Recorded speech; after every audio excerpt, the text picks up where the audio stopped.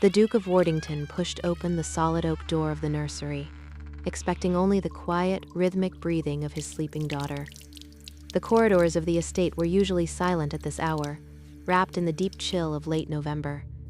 He stepped inside, intending to check the fire, but stopped. Instead of an empty sitting room, he found his new governess, Miss Clara Vance, standing before the washbasin. Her dress was unfastened, the pale wool pooled around her waist. What he saw changed everything. Bruises, dark, violet and violent, painted her pale shoulders and ran down her spine like a cruel, jagged map of survival. Clara froze. The damp cloth slipped from her trembling fingers and splashed into the porcelain bowl, sending water droplets across the floorboards. She scrambled to pull the linen fabric up over her back, her breath catching in a sharp gasp of sheer terror. She avoided turning around immediately, her hands struggling with the strings of her chemise until her knuckles turned white. Who did this to you?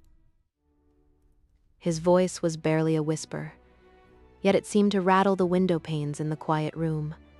Arthur stepped fully into the light, the candles casting long, severe shadows across his austere face. He was a man rarely given to sudden emotion. The aristocracy demanded a facade of stone, and he had worn his well for a decade.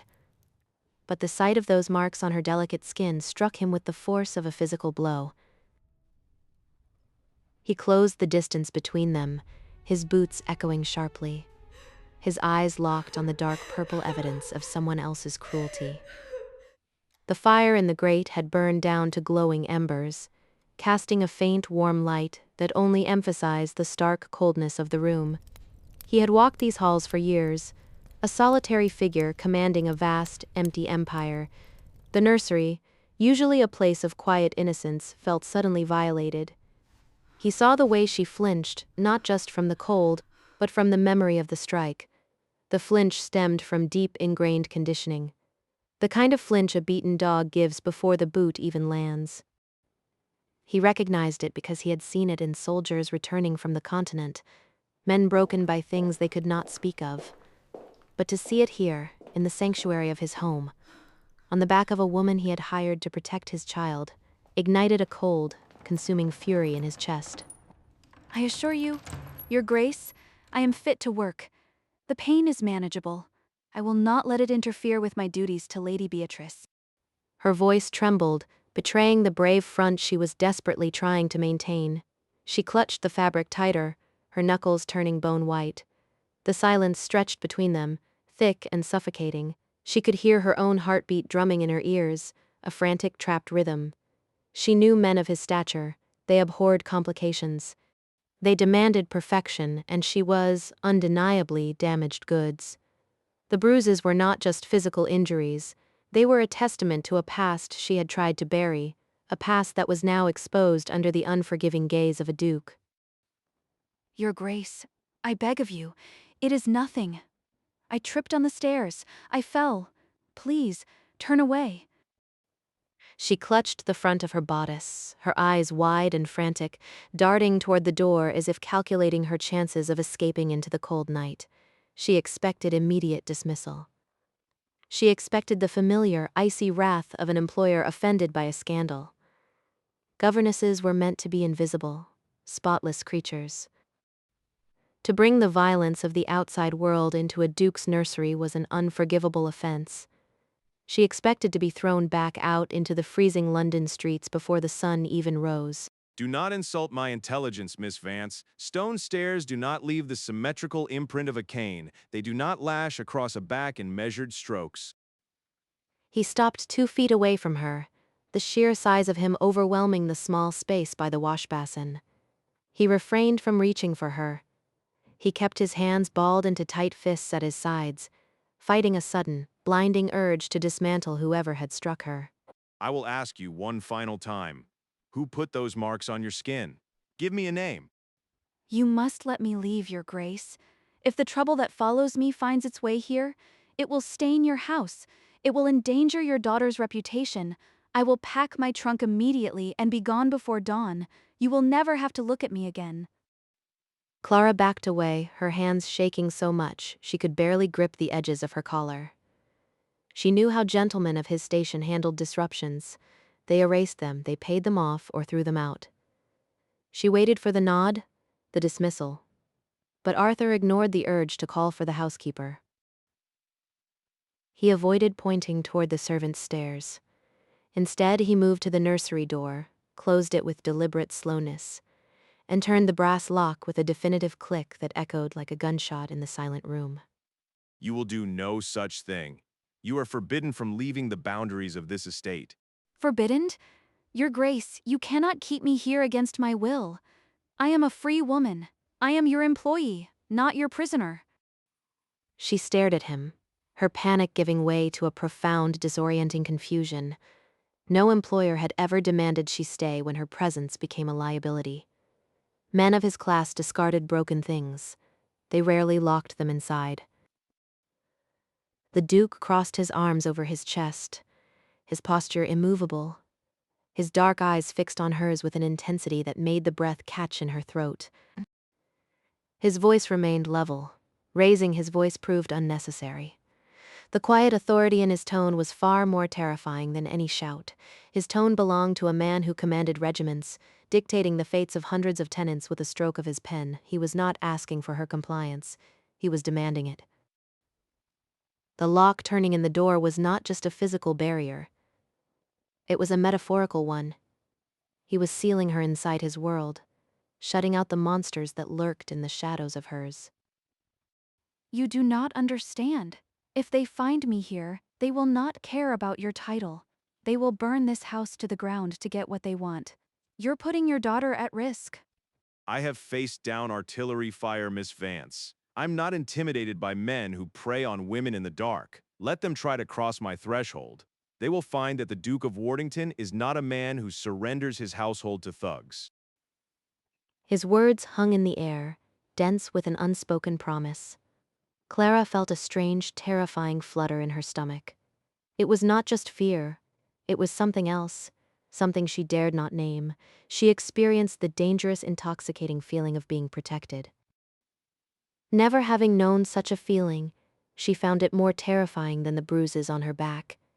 She had survived by being invisible, by running, by never trusting anyone. Now she was trapped in a gilded cage, guarded by a man who seemed entirely unafraid of the wolves at the door. I can, and I have just done so. The gates will be instructed not to let you pass. The carriage drivers will not take you. The stable master will not saddle a horse for you. You have no right. I have every right to protect what is under my roof until I know what monster you're running from. You are an inmate of Wardington Manor. For your own safety, Miss Vance, you will remain exactly where I can see you. Clara realized, with a sudden, overwhelming tightness in her chest, that the immense authority radiating from this man was not being wielded as a weapon against her. It acted as a shield. For the very first time in her life, a man's power, his wealth and his imposing will were being used to build a wall between her and the brutal world she had barely survived. If you are enjoying the story so far, please leave a like and a comment below. It truly helps YouTube recognize and share our content with more listeners. Speaking of the environment shaping our feelings, is it warm or cold there right now? Let me know in the comments. 3 days passed in a state of suspended animation. Clara moved through the grand halls of the manor like a ghost, her shoulders rigid, jumping at the sound of a dropped silver spoon in the dining room or a sudden knock on the front doors. She taught young Beatrice her letters by the parlor fire, correcting the child's posture and pronunciation, but her eyes constantly drifted to the long gravel drive visible from the frosted windows. She was waiting for the carriage. She was waiting for the reckoning.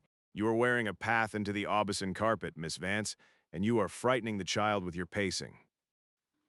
Clara spun around, her hand flying to her throat. She had not heard Arthur enter the library. He stood near the unlit fireplace, observing her with that same unnerving, quiet intensity. He had discarded his formal coat, wearing only a waistcoat and a crisp linen shirt with the sleeves rolled up, revealing forearms corded with muscle.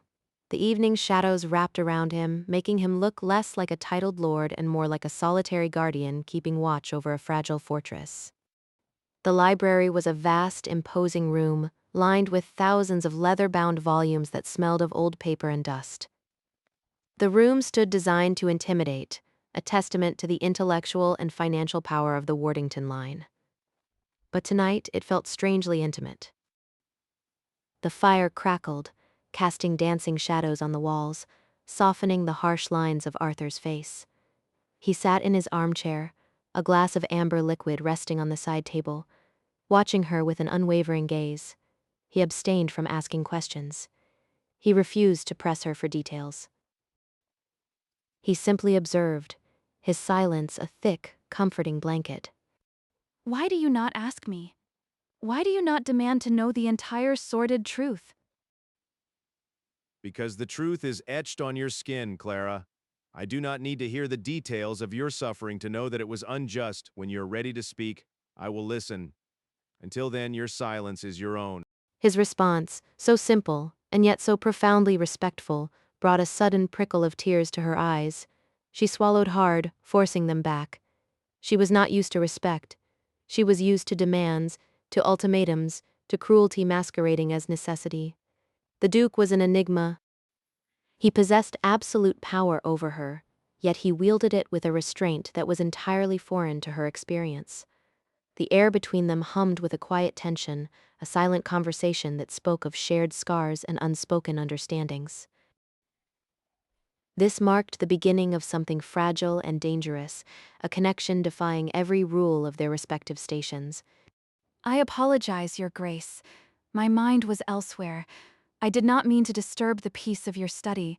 Your mind is constantly elsewhere. You watch the front gates as if you expect an army to march through them at any moment. Sit down before you collapse. He motioned to the leather armchair opposite his own.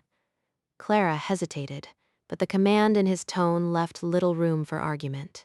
She sat, keeping her spine painfully straight, her hands clasped tightly in her lap. He closed the distance between them, stopping just short of breaking the bounds of strict propriety. He took the seat across from her. The air in the library grew dense, thick with words they were both refusing to say. Some armies do not wear uniforms, Your Grace. They do not march with drums. They carry ledgers, ink, and contracts. They destroy lives from behind desks. A man who uses a cane on a woman's back is a coward, no matter how much ink he buys. Clara looked down at her hands, acutely aware of his height, his presence, and the faint scent of leather and cold night air that clung to his clothes. She had spent her life avoiding the attention of powerful men. Powerful men took, they demanded. Yet sitting near Arthur, watching the firelight catch the sharp angles of his face, felt remarkably like sitting near a hearth fire during a blizzard. It was dangerous, but it was warm.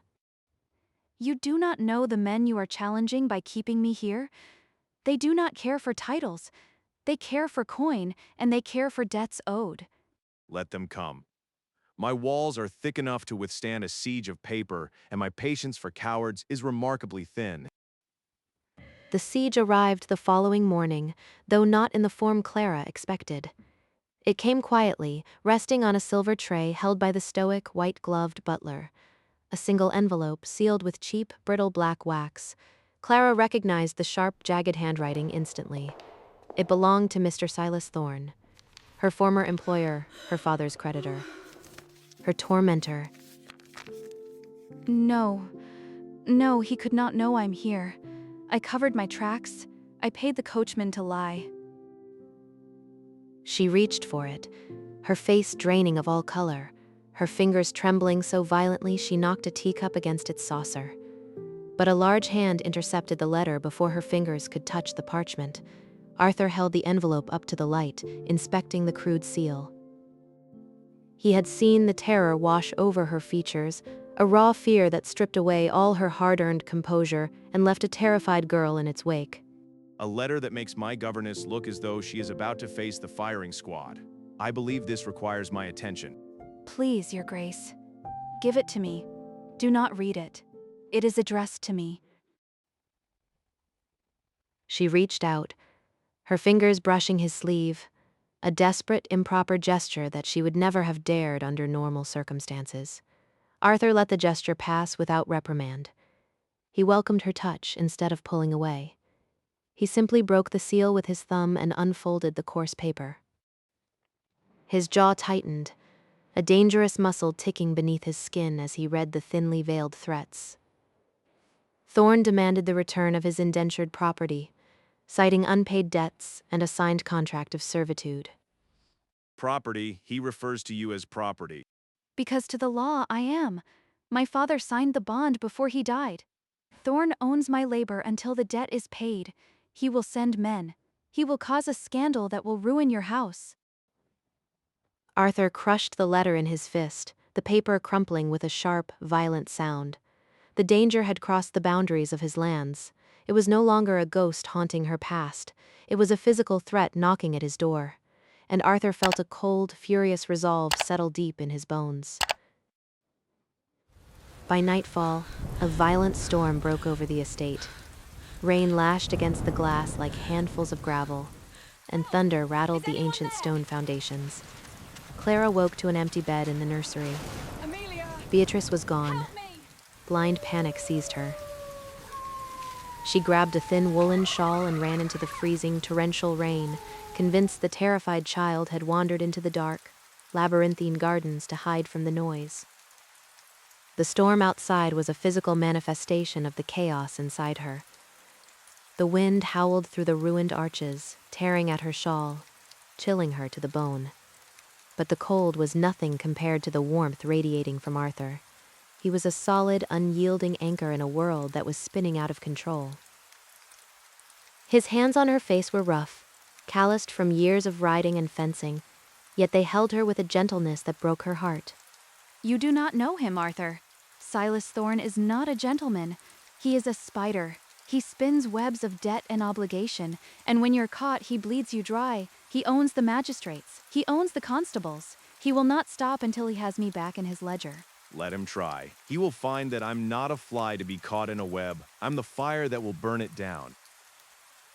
The sheer conviction in his voice sent a shiver down her spine that had nothing to do with the cold rain.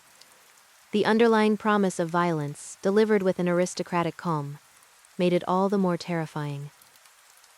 She realized, with a sudden clarity, that the Duke of Wardington was not just a protector. He was a predator in his own right, and he had decided that she was under his jurisdiction. The fear that had paralyzed her for months began to recede, replaced by a strange, fierce hope that she had never dared to entertain. Beatrice? Beatrice, answer me! She stumbled through the mud, calling out until her throat burned. Lightning illuminated the ruined arches of the old west wing, a section of the manor that had burned a century ago. Clara ran toward the stone structure, soaking wet, her boots slipping in the flooded grass. A forceful hand caught her arm from the shadows, pulling her out of the rain and into the dry, cramped space beneath a crumbling archway. She fought blindly, her fists striking a solid chest, until she registered the familiar, unyielding presence of the Duke. Stop fighting me, Clara. Stop. Beatrice is safe. She went to the housekeeper's room an hour ago because of the thunder. She is asleep by the fire. Clara collapsed against the stone wall, sliding down until she hit the cold, damp floor. She pulled her knees to her chest, burying her face in her hands. She sobbed, the sound of her breaking composure lost beneath the roar of the storm. Arthur knelt beside her in the narrow, dark space. The forced proximity left no room for titles, no room for the careful distance they had maintained. They were merely a man and a woman, sheltered from the wrath of the sky.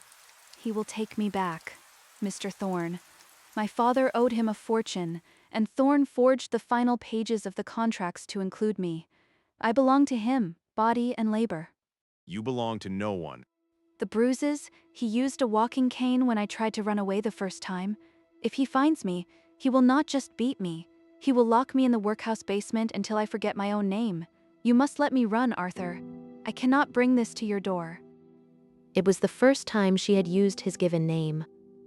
Arthur reached out in the darkness, his warm, rough hands cupping her freezing face, forcing her to lift her head and meet his gaze. The physical contact sent a jolt straight to her core, a sudden heat that melted the ice of her terror. He wiped the rain and tears from her cheeks, his thumbs gentle, a stark contrast to the violence of the storm around them. Look at me. You're not running anymore. You're under my protection, and I do not surrender what is mine to protect. The profound intimacy of the moment shattered at the sound of stomping boots sloshing through the mud just outside their shelter. Through the sheets of rain, Arthur saw two massive figures carrying iron lanterns, shouting Clara's name. Thorne had not waited for a legal reply. He had sent his debt collectors to drag her out under the cover of the storm, assuming the Duke would not notice a missing servant until morning. Stay here. Press yourself against the wall and do not make a sound. Arthur, no. There are two of them. They have weapons.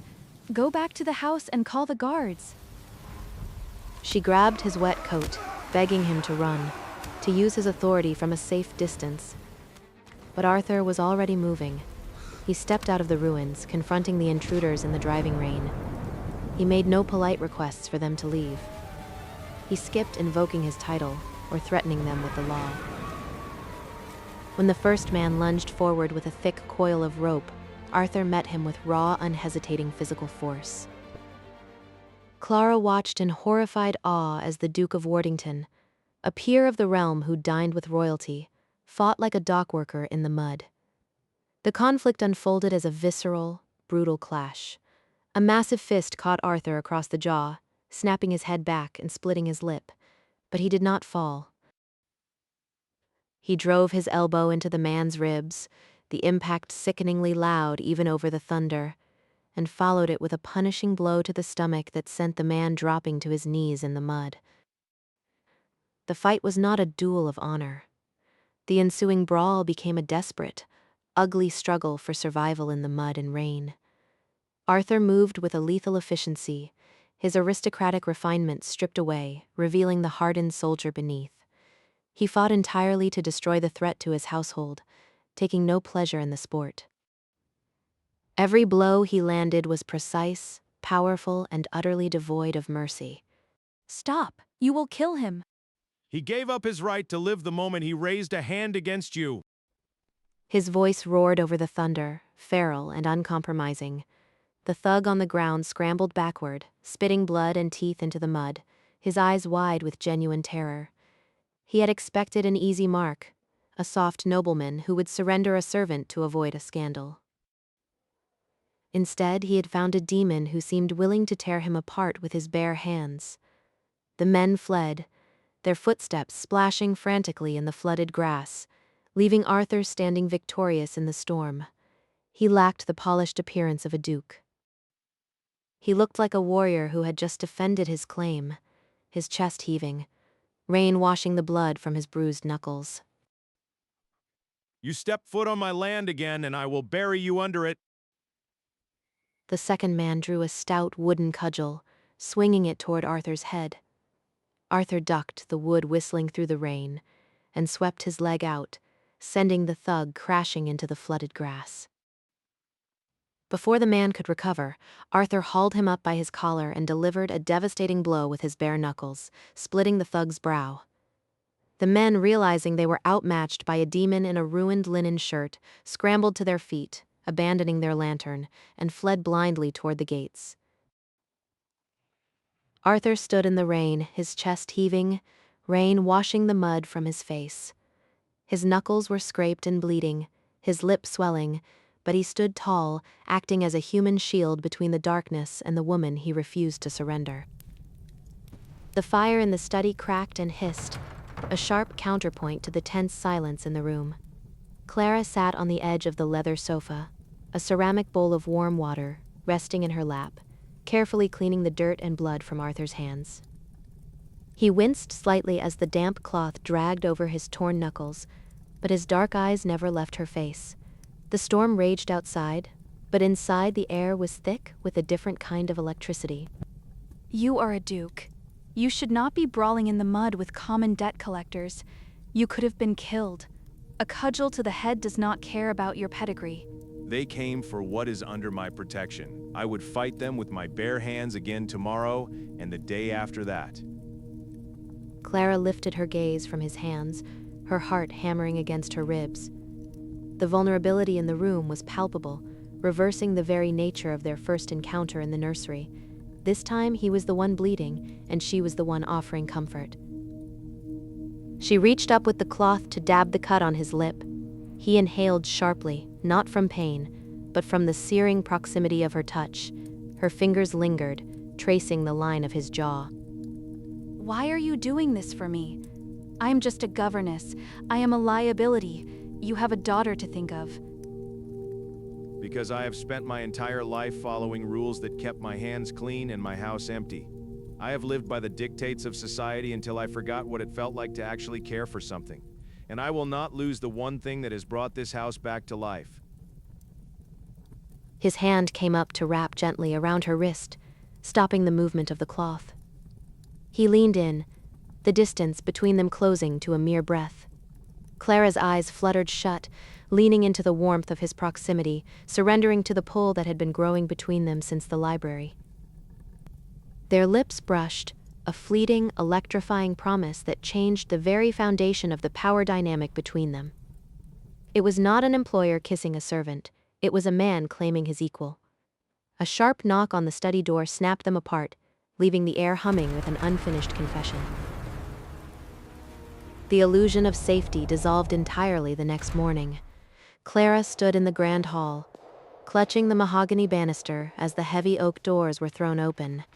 Mr. Silas Thorne marched in, shaking the rain from his expensive woolen coat. Her to be my betrothed. He was not accompanied by thugs this time, but by 2 local magistrates in official dress, clutching leather-bound ledgers and royal warrants. The threat had mutated from physical violence into institutional ruin. He has the papers. It is over. Clara whispered the words, a cold dread washing over her. Thorne pointed his silver-tipped cane at her, his voice booming through the manor, shattering the morning peace.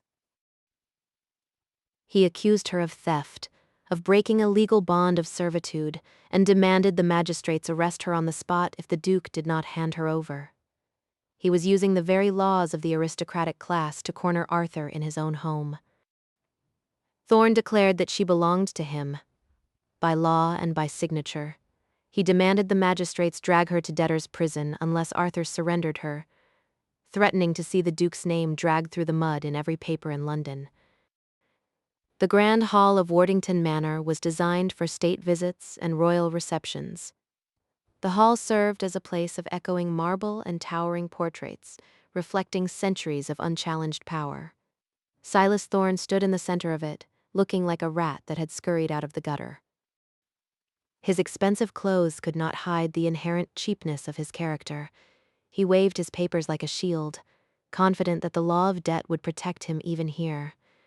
But he had fundamentally miscalculated the man he was dealing with. Thorne barked that the Duke could not defy the law, calling it the foundation of their society. He insisted the system would collapse if debts were ignored, claiming Clara was his collateral because she had signed the bond. A bond signed under duress by a grieving daughter is not a contract, it is extortion, and I do not negotiate with extortionists. Arthur's voice was quiet, but it carried to every corner of the hall.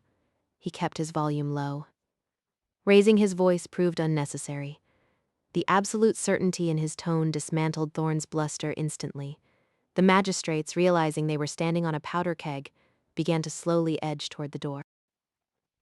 They were willing to arrest a governess, but they were not willing to cross a duke who looked entirely ready to commit murder on his own marble floor. The tearing of the contracts was not just a physical act, it was a declaration of war. And the announcement of the betrothal was the final devastating strike that left Thorne with absolutely no recourse. He was a creditor. He could not arrest a duchess. The shield was absolute, forged in public, and backed by the full weight of the Wardington name. You bring your filth into my hall and wave forged papers at my guests? Arthur descended the staircase, his presence commanding absolute silence. The cut on his lip was a stark reminder of the violence from the night before, giving his aristocratic features a dangerous, feral edge. He was icy, calculated, and terrifyingly calm. The magistrates shifted uncomfortably, clutching their warrants, suddenly very aware that they were standing on the ancestral ground of one of the most powerful men in England, and he did not look forgiving. Thorne sneered, tapping the legal documents against his palm, reminding the Duke that the law did not care for aristocratic pride when it came to debts of labor. He demanded that Clara be put in irons. Arthur walked slowly across the marble floor, stopping inches from Thorne. He reached out, took the heavy parchment contracts from the man's hand, and without breaking eye contact, tore them directly down the middle. Thorne staggered, shouting in disbelief that the Duke was mad to destroy a legal document, protesting that no man could simply destroy the law. Those papers mean nothing. You cannot arrest this woman for breaking a contract of servitude. The magistrates gasped. Thorne's face turned a mottled red as he began to shout about the courts, the crown, and the police. Arthur let the torn halves of the contract drop to the floor, stepping on them with his polished boot. He turned to the magistrates, his voice echoing off the vaulted ceiling, hard and absolute. You cannot arrest her, gentlemen, because she is not my governess. She is my betrothed, and anyone who lays a hand on the future Duchess of Wardington will answer to me in the House of Lords and on the dueling field. The silence that followed was absolute. The servants gathered in the doorways gasped. Thorne staggered backward as if he had been struck with a physical blow, his cane clattering to the floor. Clara felt the marble floor tilt beneath her feet. The Duke had just placed the ultimate public shield around her, using his title, his reputation, and his entire future to render her completely untouchable by the law. The front doors slammed shut behind the retreating, humiliated figures of Thorne and the magistrates. They had fled like whipped dogs, unwilling to challenge a duke's claim of marriage. The moment they were gone, Clara hurried toward the drawing room, her chest heaving. She felt a sickening wave of guilt. He had ruined himself to save her from the gallows. She turned to find Arthur blocking the doorway, his expression unreadable, locking them in. You did not have to do that, Arthur. They will print it in the papers. I will write a statement saying it was a ruse to distract them. You can retract the engagement quietly in a few weeks once I am safely away on a ship to America. Do you think I'm a man who speaks lightly of marriage in my own hall? Do you think I would use my title for a parlor trick? He closed the door, cutting off the rest of the house. Clara backed away, her hands trembling as she tried to undo the knot he had just tied. She tried to tell him that she was ruined, that society would never accept a governess with a fabricated past and a debtor's history, that she was trying to give him his freedom back. Arthur simply stepped closer, catching her frantic hands in his, grounding her chaotic panic with his steady warmth. I do not want freedom, Clara. I want you. The promise was not a lie to save you from Thorne. It was the truth I have been trying to tell you since the night I found you in the storm. He lifted her hand, pressing a kiss to her knuckles, mirroring the exact care she had shown him the night before. Clara looked up, the final remnants of her fear melting away under the absolute devotion in his eyes. When he kissed her, there was no hesitation, no holding back. It was a fierce, claiming promise that erased the shadows of her past and anchored them both firmly in the light, turning a public lie into a private, unbreakable vow. By the time the first snow of winter fell over the estate, blanketing the ruined West Wing in pure white, Clara Vance was gone, replaced entirely by Clara, Duchess of Wardington. She stood by the grand windows of the library, the bruises on her back long faded into memory, watching her husband push Beatrice on a wooden swing in the snow-covered gardens. She wore rich silk now, not cheap wool, but her posture held the same quiet strength it always had. You will catch a chill standing there, my grace. Come back to the fire. Arthur wrapped his arms around her from behind, resting his chin on her shoulder. Clara leaned back into his solid warmth, watching their daughter laugh as the swing rose higher. The scars of the past would always be part of their history, but they no longer dictated their future. True nobility, she realized, had nothing to do with the blood in one's veins, but the lengths one would go to protect the fragile things in a brutal world. I knew a man once. Elias, I think it was. No, wait, it was Thomas. Thomas, he used to say that the bravest thing a person can do is stop running and let themselves be caught by the right hands. It makes me wonder about the walls we build to protect ourselves. Have you ever had a moment in your life where someone unexpected stepped in to shield you when you were entirely out of options? Tell me your story down in the comments. I read every single one.